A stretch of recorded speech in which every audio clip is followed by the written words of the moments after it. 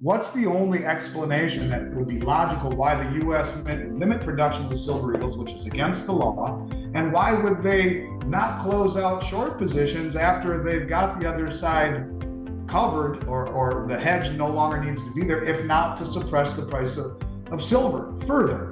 And if you have the backing of the U.S. government behind you, you don't care how underwater that short position goes. So the fascinating aspects surrounding the production of silver eagles are examined by Andy Schectman in a thought-provoking discussion. Silver prices are suppressed by hedges and their intricate web. By providing insights into the potential influence of the U.S. government's backing, Schectman emphasizes the complexity of short positions. For a deeper understanding of these puzzling dynamics, he emphasizes the importance of finding optimism and adopting a broader perspective. Let's watch the video till the end with Andy Schectman. Well, in terms of based on everything that we're seeing, to me, I find it to be the most distressing thing I've ever witnessed as an adult. The fabric of this country being torn apart, the full faith and credit. Well, credit, we're insolvent, we're a banana republic. At least we don't jail our political rivalries. Or maybe we do. Maybe this isn't the place that that everyone wants to come to for justice and equal application of the law. These are the things that are really bothering me. Not even as much for me. I mean, I'll be 53 years old next week. I'm not 1 foot in the grave, but I life is going fast. I worry about the world my kids are growing up in, and I find it to be very distressing and part of a bigger picture. In terms of what do I think about gold and silver not reacting the way that they should, it's frustrating, but I take solace in seeing the acquisition by the most sophisticated traders on the planet using the suppression of the paper price and the rhetoric that is typically anti-metals, anti-gold, and pro-equities. I use that information to give me continued optimism in the respect that if price were an indication of value, then why are the exchanges being bled dry? Why is the biggest money in the world accumulating gold and silver? Why are the central banks buying more than at any time in history? To me, what gold and silver represent is the antithesis to the system. They have to step on it best they can. But the problem is, in a world where everyone is no longer a fan of the US, where they question, is this really the country that we always wanted to be a part of? In other words, the country that people would sail across an ocean on tires tied together with string. Is this the place of freedom and justice and liberty and equal application of law and rule of law and all of these things that seem to be fraying? I think this has a big picture, and I think the rest of the world is no longer as enamored with the United States as they once were.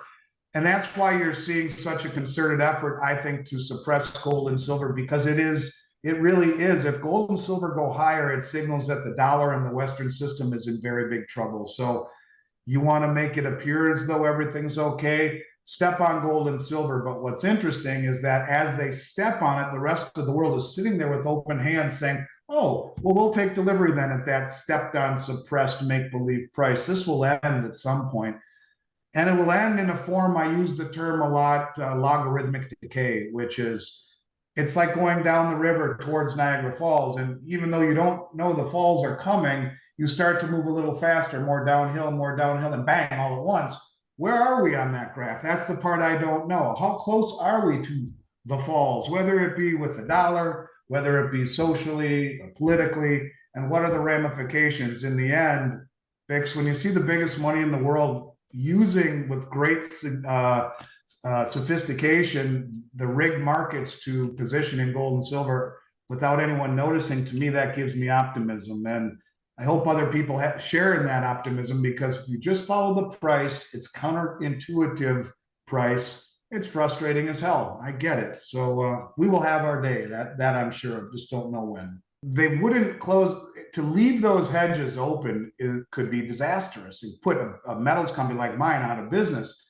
if the market moves against you. But if you want to maintain an illusion that silver is not so important, I've told, I don't know how many millions of people in all the interviews I've done, that your 3-part interview with the guy that developed the Silver Eagles, Jack something, was groundbreaking. And I tell everyone they need to listen to it to gain some insight. But when you realize that we have no strategic stockpile of silver, that it is needed copiously, not just in industrial and monetary applications, but also in military applications, the need for it, it should be a not a industrial metal, but a strategic metal. Maybe the U.S. government is stockpiling silver. I know you think about that a lot.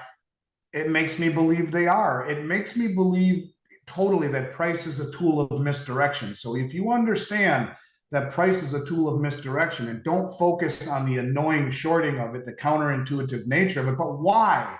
Why are they doing it? And then you throw into it the fact that last year they made like 14 million Silver Eagles. This year, even with the doubling of production, they'll be likely to make 14 million Silver Eagles, which would be about 25% of what they have the capacity of doing. Where's the rest of it going? And and the video you did with the CEO of Sunshine Mining, everyone thought it was a shortage of blanks. He proved it wasn't. Why? What's going on? And I think those are the things that you need to take away from this. Yes, it's frustrating, but there is a bigger plan for gold and silver. And those people that are able to hang on and see the fundamentals for what they are, rather than the price that is used to misdirect. I mean, look at even the most sophisticated money managers in the world get constantly fleeced by price. They're ignoring fundamentals, and they get fleeced by the commercial banks every single time. And you're right, they are net long right now, and not as net long as they've been the past 3 times when the price really jumped up. So maybe there's a little bit more weakness ahead. I don't know. I do expect to see the price rise based upon the positioning of the commercials opposite the money managers who are now short. But yeah, I guess to me, it's a bigger picture. The U.S. Mint wouldn't do this to make profit. The U.S. Mint would do it because they were told to do it for a bigger reason. And I think that is where you take optimism from, and try and find it and see what's the term, Occam's razor. What's the only explanation that would be logical why the U.S. Mint would limit production of the Silver Eagles, which is against the law? And why would they not close out short positions after they've got the other side covered, or the hedge no longer needs to be there, if not to suppress the price of silver further? And if you have the backing of the U.S. government behind you, you don't care how underwater that short position goes. So these are the things that I take away from what is annoying and counterintuitive to finding optimism in it. And I think that's what you have to do if you want to try and see the big picture. 7-1. And Keith Neumeyer is a friend of mine. I saw him just a few weeks ago. He's told me numerous times privately. He said it publicly just a few weeks ago at Rick Rule's conference. It's a 7-to-1 geologic ratio, and that's because silver is found in the Earth's core, or the Earth's crust, rather, as in a form called epithermal, which is very, very near the top of the surface. So big deposits were found decades ago. And that's why of the nearly 1 billion ounces mined last year, roughly only 350 million came from companies like Keith's, who are on the search for silver. The majority of the silver comes as a byproduct of mining other metals. So it is a depleting asset that for 5,000 years came out of the ground at 16-to-1, hence the 16-to-1 price. Even when Sir Isaac Newton was trying to figure out the relationship between gold and silver for the currency at the mint, however many hundreds of years ago, he used a 16-to-1 ratio. That's been predominant forever until now. You have a 7-to-1. And if you realize that the average price ratio of the past 100 plus years has been roughly 42-to-1, that's still 6 times higher than what it's coming out of the ground at, which would represent a double from where we are today, from 85-to-1. So this has happened. When I first noticed 85-to-1 Bix was 2010, and I looked at it. I wouldn't doubt if I didn't talk with you about it. We might have even done a video, and it was the second or third time in human history it had been that high. And I begged everyone to trade their gold to silver. Within 7 months, 8 months, by mid-2011, you had $50 silver and 1915 gold. that's 37 to 1, just below its 100+ year average. So I think that this is an anomaly in every respect of the word. Anytime you are 80 to 1 or better, you need to be in silver, and this, or even 70 to 1 or better. But this represents an anomaly in every respect, in terms of its geologic relationship to gold, its price relationship to gold, its mining ratio to gold. In every way you look at it, historically and currently, this is an anomaly. And when I look at what has made me successful, there have been a half a dozen trades or more that I would consider to be career making, and every one of them centered around just that: identification and exploitation of price anomalies. This is 4 feet of snow in Delray Beach, Florida in July.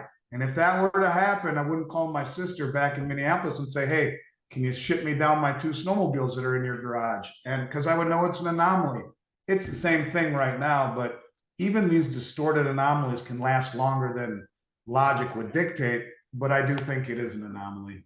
Leaving no silver coin unturned, Andy Schectman's insights peel back the layers of complexity in the silver market. As we ponder the enigma of suppressed prices and unyielding short positions, one thing becomes clear: optimism emerges as the guiding light. So whether you're a silver sleuth or just along for the ride, remember, sometimes seeing the big picture means embracing the unexpected intricacies. What you have learned from today's video? Feel free to share your views in the comment box, like the video, and subscribe. Thank you.